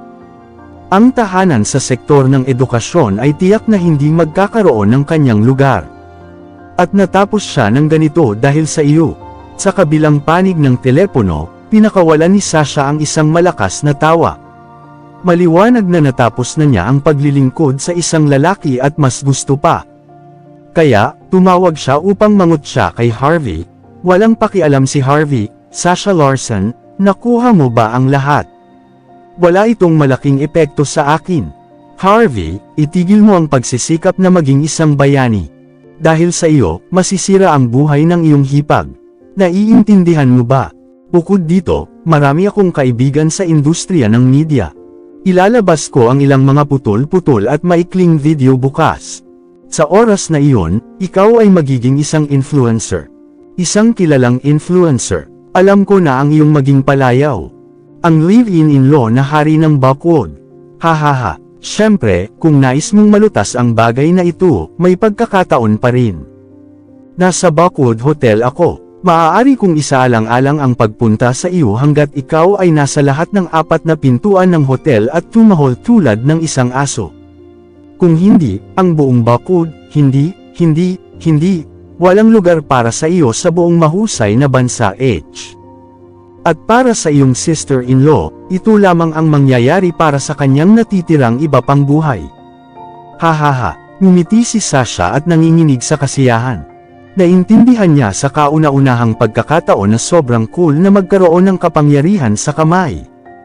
Napakadali ng buhay ng isang tao. Ang susi ay ang taong pinapatakbo niya ngayon ay ang kanyang kaaway, na dati ay iniisip na siya ay higit na mataas. Sa sandaling ito, nakaramdam ng kasiyahan at sobrang masaya si Sasha. Siyempre, kung si Harvey ay maaaring lumuhad sa harap niya tulad ng isang aso, mas magiging masaya siya. Walang pakialam si Harvey, Sasha, huwag tumawa ng maligaya.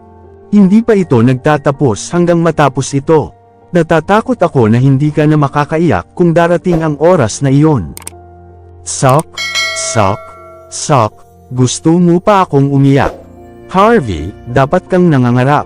Sinasabi ko sa iyo, hindi lamang ikaw ang sisirain ko sa oras na ito, ngunit sisirain ko rin ang iyong hipag at asawa mo. Nais kong ipaalam sa lahat na ang inyong pamilya ay lahat ay mga perverts at salbahi na walang wastong moral at etika. Nais ko kayong lahat ay itinatakwil ng mga tao at ginagamot tulad ng basura kahit saan.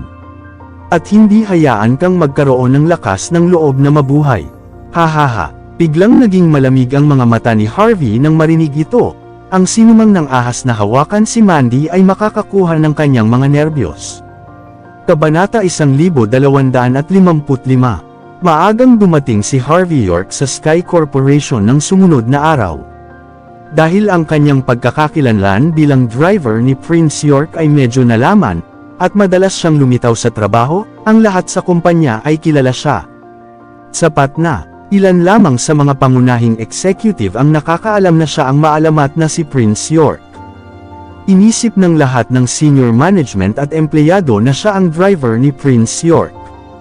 Maraming mga ordinaryong empleyado ang tumingin kay Harvey nang kakatuwa nang dumating siya sa kumpanya. Si Marcus, ang pinuno ng security, na sumama ng mabuti kay Harvey, ay mabilis na lumapit sa kanya at bamulong, "Harvey, nasaktan mo ba ang isang tao?" May nagpadala ng isang video sa panloob ng aming group chat ng kumpanya ngayon. Ipinadala ni Marcus ang video kay Harvey habang nakikipag-usap, na may isang nag-aalala na ekspresyon na nakasulat sa buong mukha niya. Pinuksan at sinulyapan ni Harvey ang video. Ang nilalaman ay napakamapang-akit sa mata. Ang mga salitang tulad ng live-in-in-law, nabubuhay sa babae ay lumitaw at binibigyang diin din. Ang buong video ay ang mga piraso lamang ng mga salita na sinabi ni Harvey dati, at syempre, malisyosong na-edit na ito. Ang ilang mga tao na hindi masasabi ng tama mula sa mali ay tiyak na iniisip na si Harvey ay isang walang silbi na bastard na nabubuhay sa isang babae nang makita nila ang video. Napakakaunting mga mapangangatwiran ng mga tao tulad ni Marcus ang sa kumpanya. Tinapik ni Harvey si Marcus sa balikat na may paghanga. Ang taong ito ay mabuti at maaaring maging kapaki-pakinabang kung mayroong isang pagkakataon. Gayunpaman, kahit na si Marcus ay nanatiling matino at matino, ang karamihan sa mga empleyado ay tumingin kay Harvey na may kasiraan. Maraming mga empleyado ang karaniwang berde na may inggit patungo sa driver na maaaring makipag-ugnay kay Prince York. Gayunpaman, iba ang lahat sa ngayon. Harvey, mayroon ka pa ring mga guts upang pumasok at magtrabaho. Gaano ka katapang na maging driver ni Prince York? Palagi kang lumalabas upang magsimula at linlangan ang mga tao at gumagamit ng pangalan ni Prince York. Nakakahiya sa kay Prince York at sa Sky Corporation. Oo, ang Sky Corporation ay ang numero 1 kumpanya sa Southlight. Paano namin tiisin ang gayong live-in na basura na katulad mo? Sa mga taong nagtuturo kay Harvey, ang ilan ay nagseselos, ang ilan ay kumilos lamang. Mayroong lahat ng mga uri ng mga tao dito, sa tanggapan ng CEO. Sina Ray Hart at Yvonne Xavier ay sumasakit ang ulo. Ang pagkakakilanlan ni Harvey ay nangungunang lihim at hindi dapat tumagas. Gayunpaman, ang kanyang katayuan bilang driver ni Prince York ay marahil ay isiniwalat ngayon. Ito ay dahil maraming reklamo mula sa mga empleyado. Sa kasong ito, kung siya, bilang isang driver, ay hindi tinanggal, maaaring makaapekto sa reputasyon ng Sky Corporation at ang moral ng ibang mga empleyado kapag nagtatrabaho sila. Nang lumakad si Harvey sa opisina, tumayo si Yvonne at sinabing, "CEO, ano ang dapat nating gawin?" Sa wakas ay pinamamahalaan mong gamitin ang pagkakakilanlan na ito, at ngayon kailangan mong iwanan ito dahil sa babaeng ito. Okay lang. Sumuko ka lang dyan. Hindi mo kailangang mamag-aitan sa bagay na ito. Hahawakan ko ito sa aking sarili. Habang malayo ako sa grupo, kapwa niyo ako tulungan na hawakan ang kuta. Bagaman hindi alam ni na Yvonne at Ray kung ano ang gagawin ni Harvey, malaki ang tiwala nila sa kay Harvey. Ang lahat ay naisakatuparan ayon sa kanyang mga order sa sandaling ito. Di nagtagal, ang balita ng pagpapaalis kay Harvey bilang ang driver ni Prince York ay sumabog. Nagpalakpakan ng buong Sky Corporation. Maraming tao ang bumubulusok. Nadama nila na magkakaroon sila ng pagkakataon na maging driver ni Prince York matapos umalis si Harvey. Sa pagtingin sa mga saloobin ng mga taong iyon, maaari lamang aminin ni na Yvonne at Ray na si Sasha ay talagang isang mahusay na bluffer. Sa kabutihang palad, si Harvey ay hindi isang ordinaryong tao. Kung siya ay, maaaring pilitin siyang magpakamatay ng babaeng ito ngayon. Bago tayo magpatuloy, shoutout po sa inyong lahat mga idol, sa patuloy na pagsuporta sa ating YouTube channel. Maraming salamat po. Kabanata 1256. Hindi pinansin ang mga pangyayaring iyon, nagpunta si Harvey York sa Buckwood Exhibition Center. Ang Investment Promotion Conference ay gaganapin dito. Sa makatuwid, ang lugar ay dapat na maingat na ayusin. Karamihan sa mga kawani na naruroon ay mula sa gobyerno ng Buckwood, at ang ilang nangungunang mga tao ay alam ang tungkol sa totoong pagkakakilanlan ni Harvey. Nakikita ni Harvey upang siyasatin ang kanilang mga gawain, ang bawat isa sa kanila ay nanatiling ganap na nakatuon. Consultant York, sa kasalukuyan, halos 100 malalaking negosyo at konsortiyo mula sa lokal at sa ibang bansa ang nagpalista upang lumahok sa aming kumperensya sa promosyon ng pamumuhunan. Ang bilang ay tumataas pa rin. Ito ang listahan. Mangyaring pumunta at tingnan ito. Napatingin dito si Harvey. Sa oras na ito ang karamihan sa mga proyektong pang-agham na nais ni Buckwood na mamuhunan ng mabigat na sinusuportahan ng gobyerno. Sa makatuwid, maliban sa mga negosyo at konsortiya, ang ilang mga kilalang unibersidad mula sa lokal at sa ibang bansa ay nagpakita rin ng kanilang mga interes sa mga proyekto. O tama, Consultant York. Maraming mga domestic unibersidad tulad ng Murdo University ang nagpadala ng kanilang mga kinatawan. Nais nilang makipagkita sa iyo ng maaga upang makipag-usap sa iyo tungkol sa mga proyektong pang-agham na ito. Kung maaari ito ay ang paunang napagpasyahan, ito ay ang pinakamahusay. Dahil kung ang ganitong uri ng proyekto ay mahuhulog sa mga kamay ng mga dayuhang unibersidad, ang gobyerno ng Buckwood ay maaaring mapilitan sa hinaharap. Ang taong namamahala sa lugar ay nagulat ng isa pang bagay. Sige, ang aming kasalukuyang antas ng pang-agham na pananaliksik sa bansa ay napakataas. Ito lamang ay ang maraming mga mananaliksik sa maraming mga mataas na institusyon ay hindi makahanap ng isang platform upang may sigawa. Ngayon na handa silang makipag-ugnay sa amin ng maaga. Maaari naming bigyan sila ng isang pagkakataon. Sinabi ni Harvey matapos na mag-isip. Ang mga proyektong pang-agham ay tulad ng makatas na karne. Gusto ng lahat na magkaroon ng isang kagat dito. Gayunpaman, nais ni Harvey na ibigay ang mga ito sa mga domestic na institusyong pang-edukasyon mula sa isang personal at propesyonal na pananaw. Sa isang banda, maaari itong mapahusay ang domestic na pang-agham na kompetensya. Sa kabilang banda, maiiwasan din ito ang pag-alis ng utak ng mga talento sa pananaliksik sa pang-agham.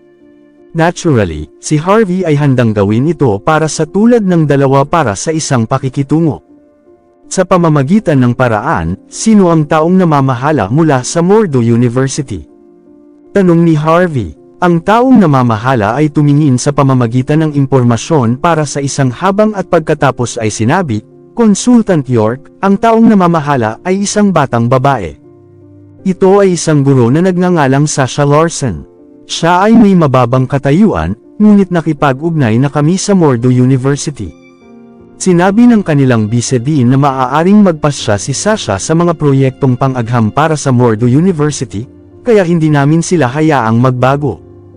Ang taong namamahala ay ipinaliwanag ng walang malay. Ngumiti lang si Harvey at wala nang sinabi. Agad niyang naintindihan ang mga saloobin ng vice-dean ng Murdo University. Pangunahing gusto niya na gamitin ni Sasha ang kanyang katawan at tingnan upang manalo sa proyektong pang-agham. Masasabi lamang na si Sasha ay talagang may kakayahan sa bagay na ito. Kung hindi, paano ang kanyang ninong, ang bisa din, ay tiwala sa kanya ng labis. Sa sandaling ito, naghihintay si Sasha at iba pang mga kinatawan ng mga pangunahing institusyon sa labas ng lugar. Sa oras na ito, ang mga kinatawan na ipinadala ng mga pangunahing institusyon ay lahat ng mga elite dahil ito ay para sa mga proyektong pang-agham.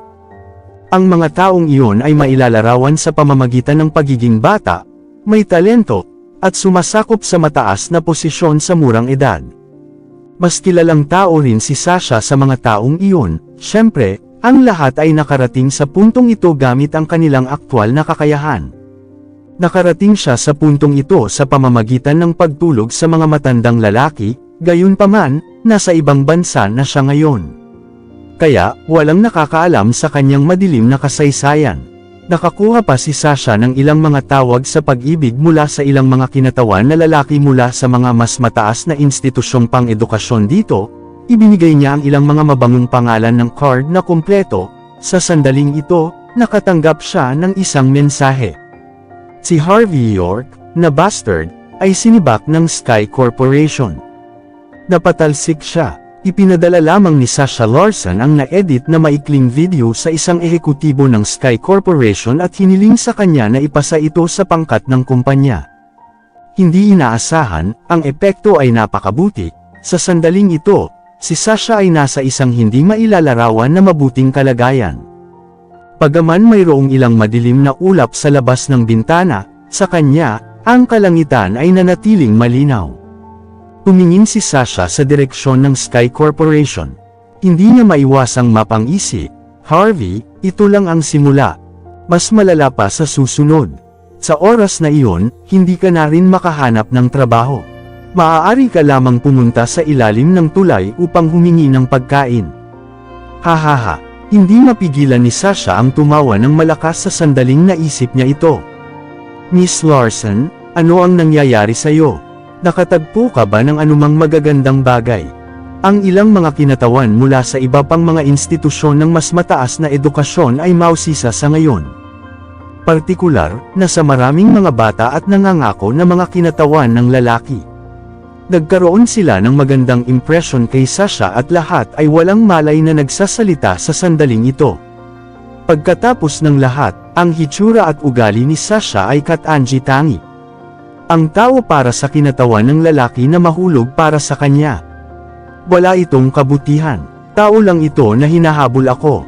Hindi ko siya tinanggap, kaya't sinaktan niya ako kahit saan. Sa wakas nakuha niya ang parusa na nararapat sa kanya. Nakatanggap lang ako ng balita, kaya nasisiyahan ako. Medyo napangiti si Sasha. Siyempre, hindi niya sinabi ang buong katotohanan ngunit binago ang kanyang retorika. Ang ganitong uri ng tao ay nararapat. Naglilingkod sa kanya ng tama. Miss Larson, ito ay isang magandang bagay. Dapat mong ipagdiwang ito. O habang naghihintay hanggang matapos ang bagay, kumain tayo ng magkasama. Ang ilang mga kinatawan na lalaki ay kumuha ng pagkakataon upang ligawan siya. Si Sasha ay nasa mabuting kalagayan matapos itong marinig. Pagkatapos ay ngumiti siya at sinabi, sa kasong ito, kapag natapos na ang lahat, gagamutin ko ang lahat sa isang mahusay na pagkain. Napangiti ang lahat nang marinig nila ang kanyang mga salita.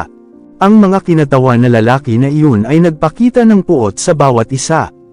Makikita ng lahat na binibigyan sila ni Sasha ng isang pagkakataon upang makipagkompetensya ng patas. Lamang kapag maraming mga tao ang nakikipag-usap, isang kawani ng exhibition center ang lumakad. Chief, pwede ba tayong pumasok?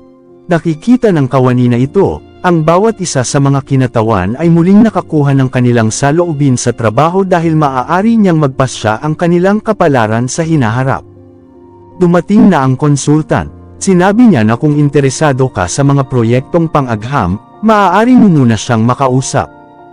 Gayunpaman, kung ang proyekto ay maaaring iginawad lamang nakasalalay ito sa iyong kakayahan. Isa pa, ang pagkakakilanlan ng konsultant ay nangungunang lihim. Bago ka pumasok, dapat kang mag-sign ng isang kasunduan ng walang pasubali.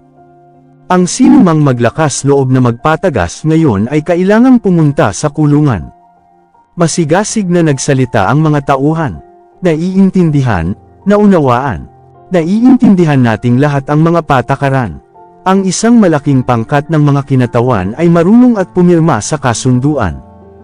Naglakad si Sasha sa mga tauhan na may kaakit-akit na hitsura at ngumiti. Boy, sino ang konsultant na sinasabi mo? Bakit nila hayaan ang isang konsultant na kumuha ng buong singil sa oras na ito? Sasabihin ko sa iyo ng lihim. Huwag sabihin sa kahit sino.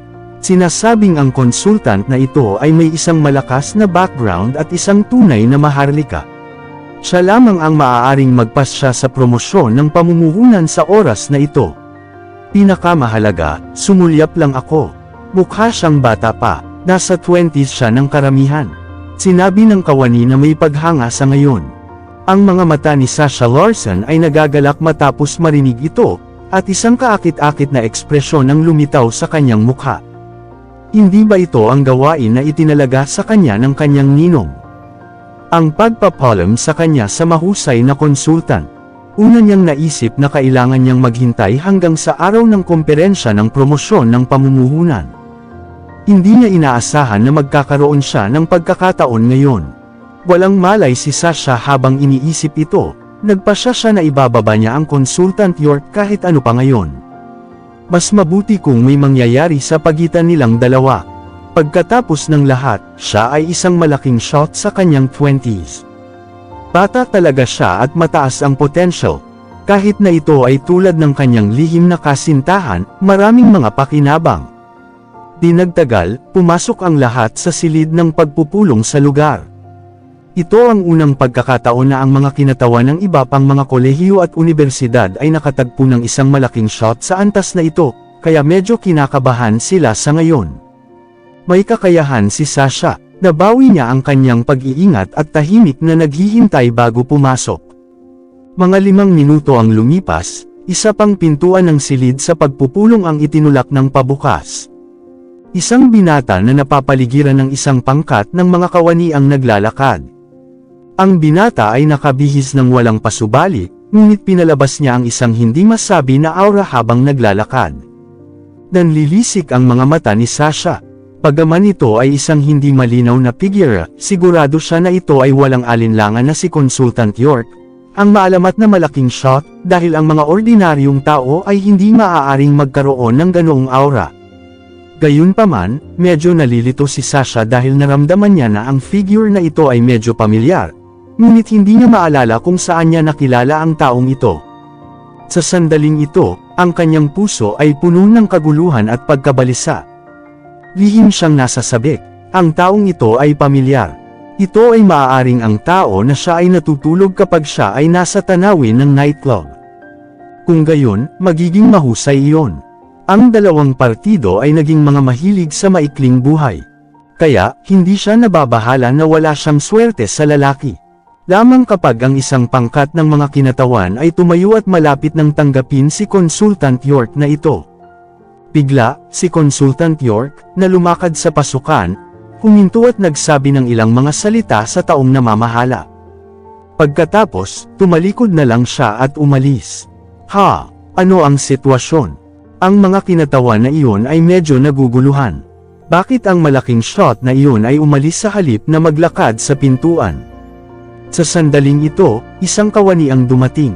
Inska niya ang mga kinatawan ng kasalukuyan at sinabi ng walang pakialam. Sinabi ni Consultant York na naamoy niya ang isang mabaho bago siya pumasok sa silid ng pagpupulong. Dapat may isang taong marumi sa inyo.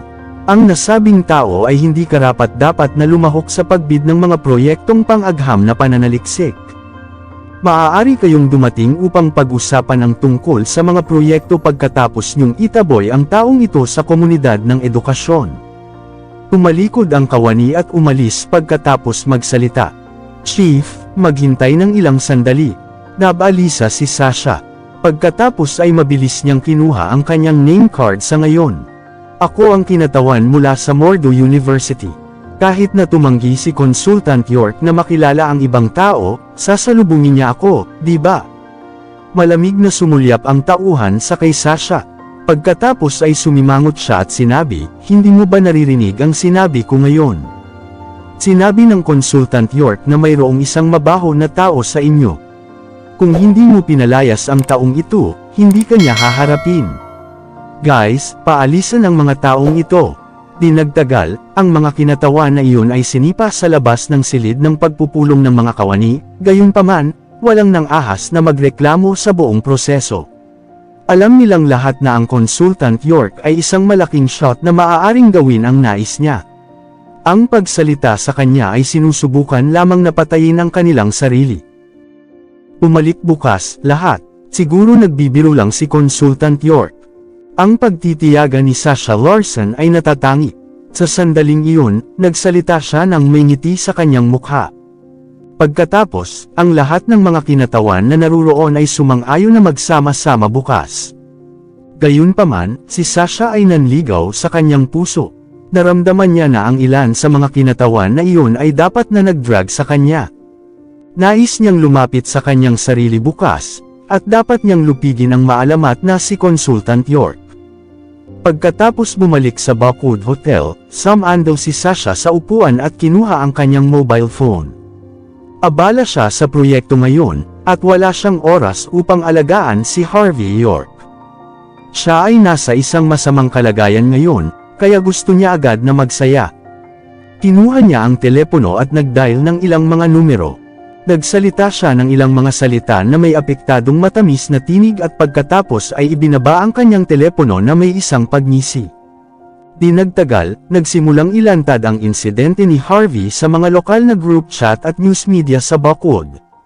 Bukod dito, maliban kay Harvey na ang hari ng live-in, kung paano sinamantala ni Harvey ang kanyang asawa upang lumipat sa kanyang karera, si Mandy Zimmer ay nagkaroon ng isang hindi malinaw na relasyon sa kay Prince York. Bukod sa iba pang mga bagay ay mabilis na nakalantad. Ang mga bagay na iyon ay una ng tsismis mula sa itaas na klase ng mga circle ng Buckwood, ngunit ngayon pagkatapos na sadyang ikalat sila ni Sasha, bigla silang naging tiyak. Bukod dito, kahit na ang Regency Enterprise ay naging itinulak sa harapan dahil sa pangyayaring ito. Maraming mga tao ang nagsimulang mag-boycott sa Regency Enterprise, na sinasabi na ang mga bahay na itinayo ng Regency Enterprise ay hindi mabibili, at kahit na ang ilang mga mamimili ay pumunta sa tanggapan ng sales upang suriin. Masasabi na ang Regency Enterprise ay nagdusa ng mabibigat na pagkalugi dahil sa mga tsismis sa magdamag. Una nang nais ni Mandy na magbigay ng bahagi ng mga pondo mula sa Regency Enterprise sa Mordo University. Gayunpaman, ang cash ng Regency Enterprise ay mabilis na walang laman at hindi maaaring kunin dahil maraming mga tao ang nag-aalala tungkol sa pag-checkout. Kung ang isa ay hindi naaangkop na hawakan, ang Regency Enterprise ito ay mabangkaruti. Walang nag-iisip na ang isang maliit na bagay ay magkakaroon ng malaking epekto.